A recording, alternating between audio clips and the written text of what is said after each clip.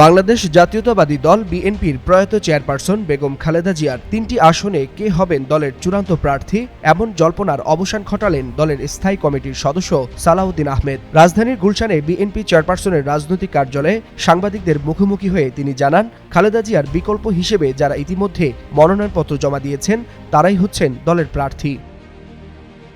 সালাউদ্দিন আহমেদ বলেন, আইন অনুযায়ী খালেদা জিয়ার মনোনয়নপত্র বৈধ থাকবে না, কারণ বাছাইয়ের আগে তিনি আর লিগ্যাল এন্টিটি হিসেবে বিদ্যমান নেই, তাই তার মনোনয়নপত্র বাতিল ঘোষণা হবে, এটাই স্বাভাবিক প্রক্রিয়া। আর যে ৩ আসনে বিকল্প প্রার্থী মনোনীত ছিলেন, মনোনয়ন বৈধ হলে তারাই লড়বেন বিএনপির হয়ে। ভবিষ্যৎ হোক নিরাপদ, বিনিয়োগ হোক বিশ্বস্ত, আর আমার পছন্দ সল্ট বে। ওয়েলকাম টু সল্ট বে।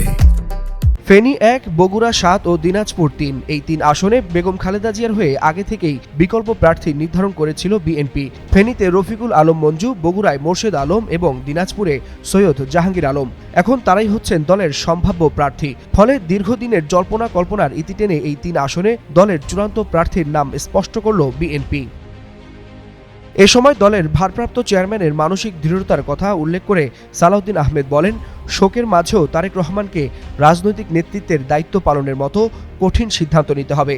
সেই সাথে আসন্ন ত্রয়োদশ জাতীয় সংসদ নির্বাচন পেছানোর কোনো সুযোগ নেই বলেও জানান বিএনপির এই শীর্ষ নেতা। ওয়ালিউল হাসানাত, যুগান্তর নিউজ।